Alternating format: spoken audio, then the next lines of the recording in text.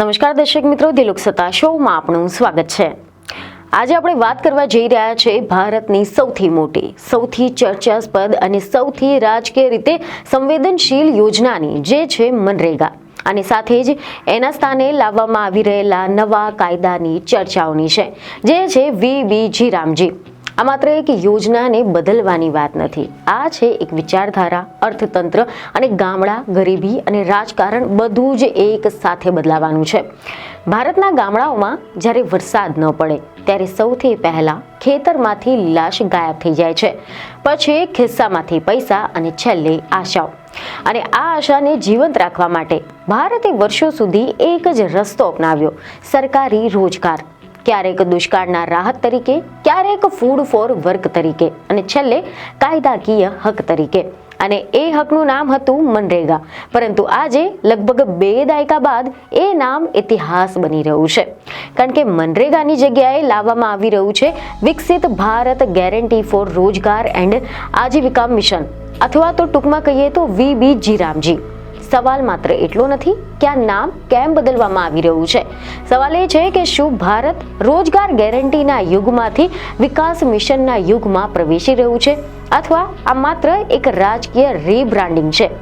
ચાલો શરૂઆત કરીએ વર્ષ 2015થી, કારણ કે એવા અહેવાલો સામે આવ્યા છે કે ફેબ્રુઆરી 2015માં લોકસભામાં એક ચર્ચા દરમિયાન વડાપ્રધાન નરેન્દ્ર મોદી વિપક્ષ પર પ્રહાર કરી રહ્યા હતા, જે દરમિયાન તેમણે કહ્યું કે મનરેગા તમારી નિષ્ફળતાઓનું જીવતું જાગતું સ્મારક છે।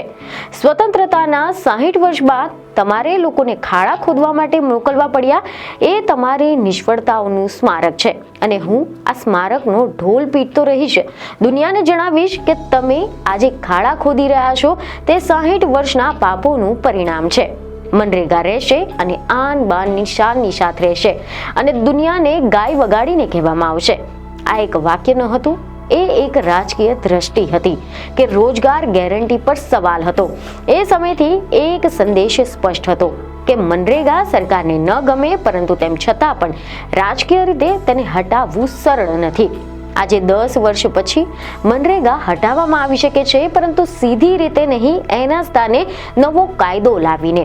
સમય પસાર થયો 10 વર્ષ, અને આજે એ જ સરકાર મનરેગાની જગ્યાએ એક નવો કાયદો લાવવા જઈ રહી છે, વિકસિત ભારત ગેરંટી ફોર રોજગાર એન્ડ આજીવિકા મિશન ગ્રામીણ, એટલે કે વીબીજી રામજી। મોદી સરકારે મનરેગા કાયદાનું સ્થાન લેતું નવું બિલ વીબીજી રામજી સંસદમાં પસાર કરાવ્યું છે। વિપક્ષના વિરોધની વચ્ચે ગુરુવારે આ બિલ લોકસભા અને રાજ્યસભામાં પસાર થયું હતું, અને હવે રાષ્ટ્રપતિની સહી અને જાહેરનામા બાદ તે કાયદાનું સ્વરૂપ ધારણ કરશે। નવા ખરડામાં સુનિશ્ચિત રોજગારના દિવસોની સંખ્યા વધારીને વાર્ષિક 100 દિવસથી વધારીને 125 દિવસ કરવાની જોગવાઈ છે। તો સવાલ એ છે કે આમાં શું બદલાયું, માત્ર નામ કે વિચાર કે પછી આખી જ દિશા? તો ચાલો હવે આપણે આના ઇતિહાસને જાણવા માટે થોડુંક પાછળ જઈએ। તો ભારતમાં રોજગાર યોજનાઓનો ઇતિહાસ દુષ્કાળથી શરૂ થાય છે। જ્યારે વરસાદ ન પડે, પાક ન થાય, ત્યારે રાજવીઓ અનાજ વેચતા હતા, ક્યારેક રોકડ પણ આપતા હતા, તો ક્યારેક લોકોને કામમાં જોડતા, જેમ કે રસ્તા, તળાવો, નહેરોમાં। કારણ સાદું હતું કે ખાલી હાથે બેઠેલી પ્રજા અસંતોષી બની, અને અસંતોષ કાયદા વ્યવસ્થાની સમસ્યા બની જાય, જેથી કરીને એવા રિપોર્ટ સામે આવ્યા છે કે બ્રિટિશ શાસનમાં આ પ્રયાસો છૂટા છવાયા રહ્યા હતા, કોઈ કાયમી હક ન હતો। પછી આવે છે વિખ્યાત અર્થશાસ્ત્રી જ્હોન કેન્સનો વિચાર, ખાડો ખોદાવો અને પુરાવો, પરંતુ રોજગાર આપો। કારણ કે જ્યારે લોકો પાસે પૈસા આવે ત્યારે ખર્ચ કરે છે, બજાર ચાલે છે અને અર્થતંત્ર ગતિ પકડે છે। સ્વતંત્રતા બાદ ભારતે આ વિચારને અનેક સ્વરૂપે અજમાવ્યો। Rural manpower programme, crash scheme for rural employment, Maharashtra employment guarantee scheme, food for work, national rural employment programme, દરેક યોજના એક પ્રશ્નનો જવાબ શોધતી હતી કે ગામડામાં કામ ક્યાંથી લાવવું। વર્ષ 2005માં આનો જવાબ આપ્યો, નરેગા। આ કાયદો યોજના નહીં પરંતુ અધિકાર। મે 2004માં તત્કાલીન યુપી સરકારે તેમના કોમન નિયમન પ્રોગ્રામમાં ગ્રામીણ વિસ્તારો માટે એક રોજગાર યોજના સામેલ કરી હતી।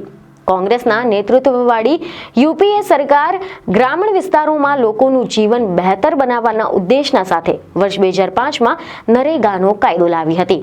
ગ્રામીણ પરિવારને વાર્ષિક 100 દિવસના કામની ગેરંટી, કામ ન મળે તો બેરોજગારી ભથ્થું, મજૂરીની સીધી ચૂકવણી, ગ્રામ પંચાયત દ્વારા અમલ, મશીન નહીં કોન્ટ્રાક્ટ નહીં. આ કાયદાએ પ્રથમ વખત અકુશળ શ્રમને રાજકીય ઓળખ આપી હતી. ગ્રામ પંચાયત અમલ કરતા મશીન નહીં કોન્ટ્રાક્ટ નહીં આ પહેલી વખત હતું કે જ્યારે અકુશળ શ્રમિકને કાયદાકીય ઓળખ મળી હતી. વર્ષ 2010માં આનું નામ બદલાયું Mahatma Gandhi national rural employment guarantee act. કારણ ગાંધીજીનું ગ્રામનું સ્વરાજ્ય, ગામડા મજબૂત થાય એ દ્રષ્ટિ મનરેગાના કાયદા અને ટીકા બંને જોવા મળ્યા હતા. એવા અહેવાલો છે કે મનરેગાએ ગ્રામ્ય પલાયન ઘટાડ્યું, પાણી સંરક્ષણ વધાર્યું અને નાના ખેડૂતોને મદદ કરી તેમજ મહિલાઓને પણ કામ આપ્યું. જોકે એવા પણ અહેવાલો સામે આવ્યા છે કે આ યોજનાના ભ્રષ્ટાચારના આરોપો લાગ્યા. કાગળ પર નામ, મેદાનોમાં ખાલીપો, પરંતુ આરટીઆઈ, સામાજિક ઓડિટ અને જાગૃતિએ તેમાં સુધારા પણ લાવ્યા. એક રિપોર્ટ મુજબ આજે અંદાજિત 12 કરોડથી વધુ વર્કર્સ નોંધાયેલા છે. વિશ્વ બેંક અને જોસેફ સ્ટીગલ્સ જેવા અર્થશાસ્ત્રીઓએ પણ તેમની પ્રશંસા કરી છે. પરંતુ સાથે સાથે પણ ટીકા સતત વધી રહી કે શું ખાડા ખોદીને વિકાસ થાય? શું આ ઉત્પાદક રોજગાર છે? અહીંયાથી પ્રવેશ કરે છે વી.બી. જીરામજી. નવી સરકાર કહે છે કે હવે કામ એ માત્ર મજૂરી પૂરતું નહીં પરંતુ આજીવિકા સાથે જોડાશે. જળ સુરક્ષા, માર્ગ નિર્માણ, ટકાઉ સંશોધન, ડિજિટલ અને ગ્રામીણ ઇન્ફ્રાસ્ટ્રક્ચર. રોજગારના દિવસો 100 થી વધારીને 125. પરંતુ બદલાવ અહીંયા અટકતો નથી. ખર્ચની જવાબદારી બદલાય છે. કેન્દ્ર 60%, રાજ્ય 40%. કેટલાક વિશેષ રાજ્યોમાં કેન્દ્ર 90% સુધી. વિપક્ષ કહે છે કે અધિકાર કેન્દ્ર પાસે છે, ખર્ચ રાજ્ય પાસે અને મનરેગા નામ સાથે જોડાયેલા મહાત્મા ગાંધીને દૂર કરવાનું એ પ્રતિકાત્મક રાજનીતિ છે. સમર્થકો કહે છે કે મનરેગાને માત્ર રાહત યોજનામાંથી વિકાસના મિશન બનાવવાનો પ્રયાસ છે. વિરોધીઓ કહે છે કે આ બજેટ ડાયવર્ઝન છે અને રોજગારની ગેરંટી એક કમજોર પડશે. અહીંયા મૂળ પ્રશ્ન ફરી એકવાર સામે આવે છે કે શું સરકારને રોજગાર આપવો જોઈએ? અર્થશાસ્ત્રીઓનું કહેવું છે કે જ્યાં બજાર નિષ્ફળ જાય ત્યાં રાજ્યએ હસ્તક્ષેપ કરવો પડે છે, ખાસ કરીને ગ્રામીણ ભારતમાં જ્યાં ખાનગી રોકાણ ઓછું છે, કુશળતા મર્યાદિત છે અને આબોહવાની અસરો ભારે છે.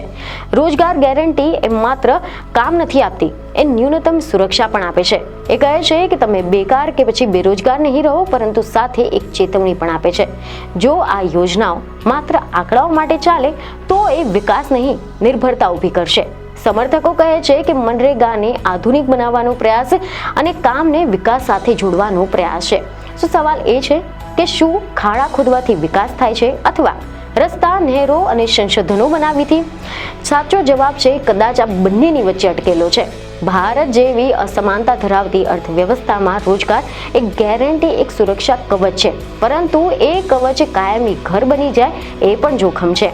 મનરેગાથી વી.બી. જીરામજી સુધીની આજે યાત્રા છે તે બતાવે છે કે ભારત હજુ પણ જવાબ શોધી રહ્યું છે. રાહત કે પછી વિકાસ, અધિકાર કે પછી કાર્યક્ષમતા, આ ચર્ચા ચાલુ રહેશે સંસદમાં પણ અને ગામડામાં પણ. કારણ કે જ્યાં સુધી ગામડામાં કામની જરૂર છે ત્યાં સુધી રોજગારની રાજનીતિ જીવંત રહેશે. મનરેગાથી વી.બી. જીરામજી સુધીની આ યાત્રા બતાવે છે કે ભારત હજુ પણ જવાબ શોધી રહ્યું છે. રાહત અને વિકાસ વચ્ચેના સંતુલનનો, અધિકાર અને કાર્યક્ષમતાનો સમન્વયનો અને ખાડા ખોદવાથી રસ્તાઓ બને કે નહીં એ ચર્ચાનો વિષય બન્યો છે. પરંતુ ખાલી હાથના કામ આપવાથી ગરીબી ઘટે છે એ અનુભવનો વિષય છે અને કદાચ ભારતની રોજગાર નીતિનું ભવિષ્ય આ બેની વચ્ચે ક્યાંક લખાઈ રહ્યું છે, ગામડાની માટીમાં અને સંસદની ચર્ચાઓમાં. તો આજના વિશ્લેષણમાં બસ આટલું જ. આવી બીજી અનેક ખબરો સાથે ફરી મળીશું. ધન્યવાદ.